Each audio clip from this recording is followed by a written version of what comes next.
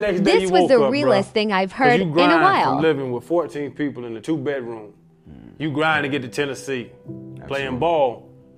One hit against Air Force, you still grinding. You say it, your mom ain't raised you like that. You still grinding. And that day that you broke down and got to a point that I need to find something else to do. How did INKY Johnson, that we all know, all the followers, all us watch your stuff, was it created in that realization of this football shit's gone? Yeah.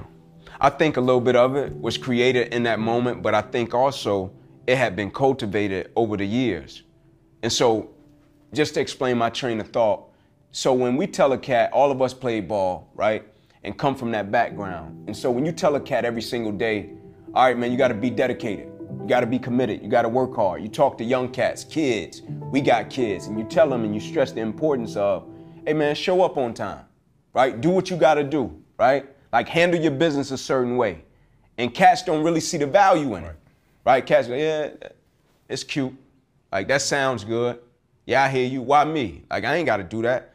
Cats say all type of stuff. Cats got all type of response. I'm paid already. Cats got all type of responses, right? Until something real happens, like a real situation, to where it don't matter how much money you got. It don't matter what type of car you got.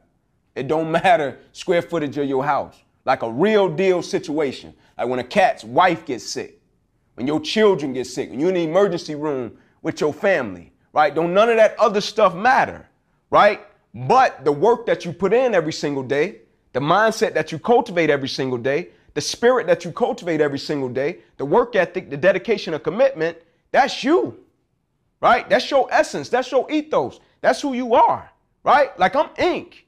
Like I believe it with every ounce of the word when I tell a cat, my arm and my hand paralyzed, my heart isn't. It isn't. Right. Like my arm and my hand is paralyzed, my mentality, it isn't. My dedication, my commitment level isn't. And so the next day for me was, all right, bro, regular schedule programming. Let's rock. Right? Because I didn't have anything to go back to. Yeah. Like, what, I'm gonna go back to a pallet? I done came all this way to go back to the floor at my grandma's house? Yeah. So they can say, Ink, good run, bro. You went farther than anybody has ever went in our family. Come back to the trap. Nah. I'm gonna finish what I started.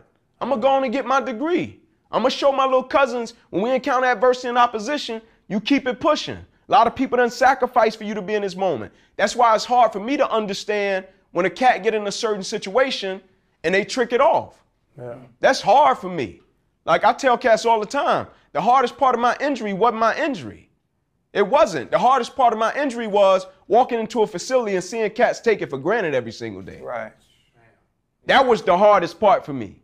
Knowing that a cat's mother had worked for them to be in that situation. Knowing that a coach had sacrificed to put them in that situation. Teachers believed in them, put them in that situation. And cats came in every single day and treated it like it was nothing.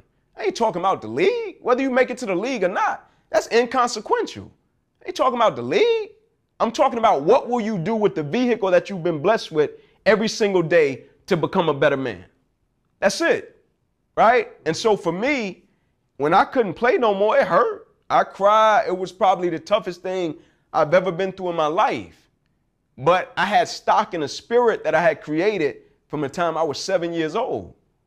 That it wouldn't just let me, it wouldn't let me lay down. Fucking me up. Yeah.